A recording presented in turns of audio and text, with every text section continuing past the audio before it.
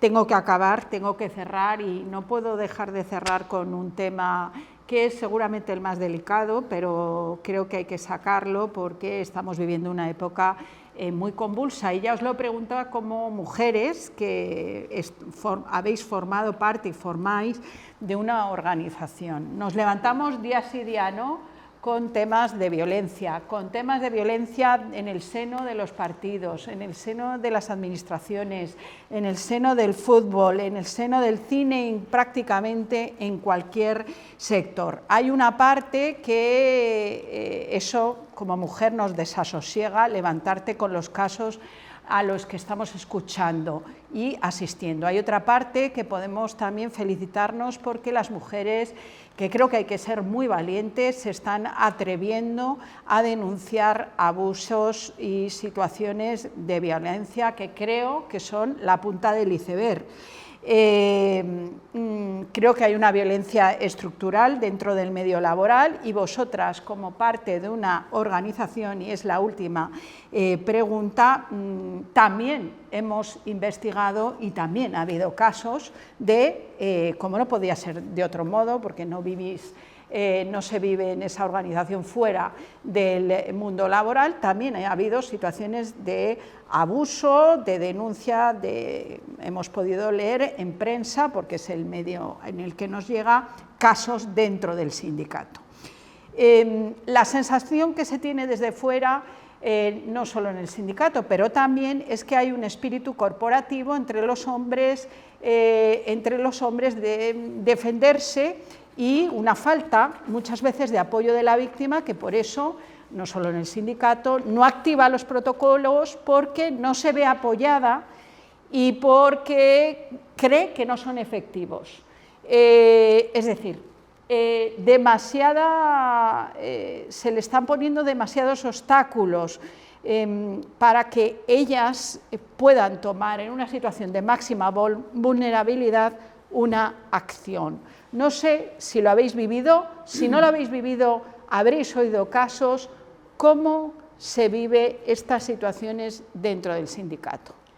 A ver, yo creo que en todas las organizaciones, en un momento u otro de su trayectoria, se han producido casos de acoso, no lo vamos a negar. El problema está en cómo se actúa ante esos casos de acoso. Nosotros en la estructura los protocolos de acoso los tenemos negociados, los tenemos acordados con el comité de empresa y los tenemos. Hombre, a mí me resulta complicado que haya mujeres que no quieran utilizarlos porque no los vean útiles. Yo no sé, yo lo que he podido vivir en un montón de años, que antes no existían protocolos, ojo, los protocolos son una cosa no nueva, pero relativamente reciente, y antes no existían protocolos, era mucho más difícil de determinar, y efectivamente en la medida que había menos mujeres en las estructuras, había pues más recelos a denunciar esos casos y tal, pero bueno, los hemos tenido, los hemos afrontado, y yo creo que lo importante es cómo se da solución a esos casos, cómo no se tapa ninguna cuestión que tenga que ver con los temas de acoso, donde efectivamente se trate con rigor esa cuestión, y efectivamente si finalmente la puesta en marcha del protocolo, los procesos de conversación, los procesos se toma una determinación que la persona no está de acuerdo, tienes la vía judicial, que efectivamente en última instancia decidirá, pero yo creo que lo que sí hay es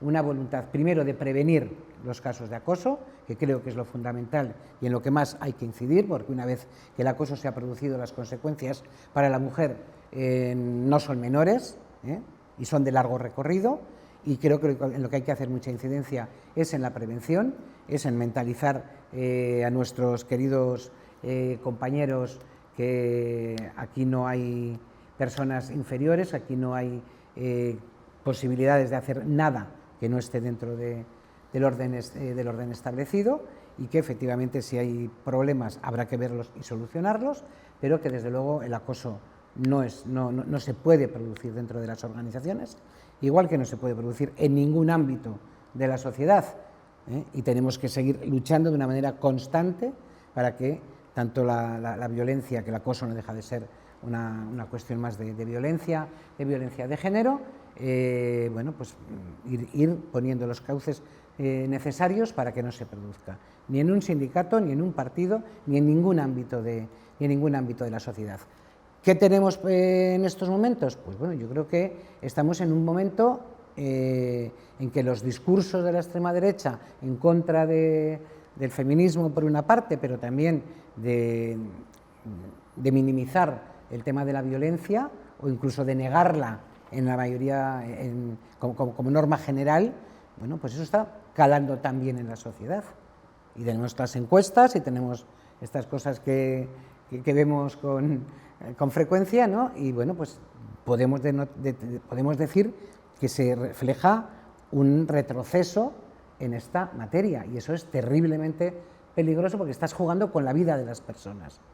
Estás jugando con la vida. Un acoso laboral es jugar también con la vida de las personas porque tiene repercusiones mucho más allá de lo que es propiamente o lo que podemos entender propiamente por un acoso. Tiene muchísimas repercusiones y por lo tanto no se puede negar, no se puede frivolizar, no se puede permitir, hay que prevenir y hay que actuar con contundencia cuando estas situaciones se producen. Y ahí también tenemos un trabajo, yo creo que muy importante en estos momentos de desmontar las teorías de la extrema derecha, fundamentalmente en estas cuestiones de negacionismo, porque, insisto, está en juego la vida de las mujeres, su salud y su trabajo y todo lo que tiene un componente de vida. Sí que es verdad, está claro, ¿no? En las organizaciones sindicales se han producido casos, como ha habido en otras organizaciones, pero lo importante es cómo se actúa. Tenemos un procedimiento, un protocolo de acoso sexual o por razón de sexo, que lo tienes que llevar a cabo y tomar las determinaciones que sean. Hay que ser contundentes, hay que ser rigurosos y tolerancia cero. Tolerancia cero ante ningún caso de acoso que se pueda producir en el ámbito sindical, sea quien sea y caiga quien caiga. Esto es así. Tiene que ser tolerancia cero. Y encima, más todavía, porque somos una organización muy jerarquizada en el sentido de secretarías generales, sabemos cómo es nuestra estructura, ¿no? Que es igual, que muy parecida a la que puede ser en una empresa, pero entonces no se pueden producir en ningún caso ningún abuso de poder, sea acoso laboral, sea acoso sexual o por razón de sexo, y tenemos que tener todas las herramientas, importantísima la prevención por supuesto, pero si sucede, todas las herramientas y toda la protección total y absoluta a la persona que denuncia, a la mujer, si hablamos de una mujer, a la mujer que da ese paso. Es dificilísimo, complicadísimo que una mujer, sea en el ámbito sindical, sea en el ámbito de su propio centro de trabajo, dé el paso a denunciar un caso de acoso. Muy difícil. Lo he dicho así de pasada en esta conversación que hemos tenido. Yo llevo 1 año y poco en La Rioja y he tenido que estar en las comisiones instructoras de los demás casos de acoso sexual que me hubiera gustado. En el último año y poco que yo he vuelto, dijéramos, al trabajo de sindical puro y duro, que mola mucho y que está muy bien, que muchas veces me acuerdo de Maricruz que decía, si hubiéramos negociado esto, si hubiéramos insistido, pero la negociación es lo que es, pero luego cuando estás en la empresa negociando y viendo es donde dices, teníamos que haber incidido más, ¿no? O menos. Pero lamentablemente dar el paso sigue siendo muy difícil. Las víctimas y las mujeres que denuncian, hablo en el ámbito sindical, hablo en el ámbito laboral, tienen que saber que van a estar protegidas. Y esa es nuestra labor fundamental. La labor de los sindicatos, en este caso de formar parte de las comisiones instructoras, no es decidir qué ha pasado, es proteger y velar porque el proceso que hemos acordado y que hemos negociado se lleve con la mayor discreción posible, sabiendo que si hablamos de un centro de trabajo, al final se va a saber.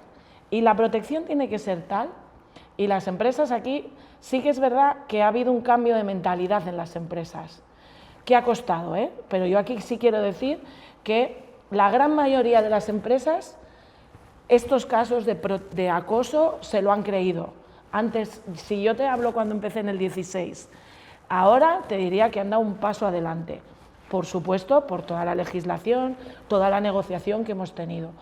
Pero, volviendo a los sindicatos, tiene que haber tolerancia cero por parte de nuestros compañeros, de parte de nuestras compañeras, y cualquier mujer que tenga que denunciar, que sepa que va a haber compañeras que van a estar allí con ella, que la van a ayudar y que, sobre todo, la van a proteger. Y lo mismo, y sí que me quiero volver a centrar en los centros de trabajo, porque está habiendo, quizá un poco también por lo que Maricruz decía, ese negacionismo, eso, el bueno, iba escuchando, os habéis pasado de frenada defendiendo, no, aquí nadie se ha pasado de frenada defendiendo nada, y mucho menos en el caso de acoso. Creo que la mal llamada ley del sí es sí, en el ámbito laboral, que había un articulado muy concreto que enriquecía y que protegía todavía más en el ámbito laboral, no a las violencias sexuales que pueden sufrir las mujeres, y creo que es muy importante esos pasos que se han ido dando. Pero sigo insistiendo, todavía es muy difícil que una mujer denuncie, sobre todo en entornos laborales de pequeñas empresas. Porque es difícil la demostración y muy largo el proceso y muy duro. Muy duro el proceso, aunque hemos recortado máximo 30 días como máximo, pero Maricruz ha dado el kit, una cosa. Muy difícil demostrar. ¿Cómo yo demuestro? A no ser que sea algo muy... Pero hay muchos casos en los que cada persona se siente acosada y no tiene por qué ser un mensaje de WhatsApp, un mensaje sino por actitudes que tienen hacia nosotras. Y nosotras somos las que decidimos si esa actitud nos molesta o no nos molesta o estamos sintiendo. Y eso es muy difícil demostrarlo. Como es muy difícil demostrarlo, todavía tenemos que seguir trabajando mucho en estos sentidos, ¿no?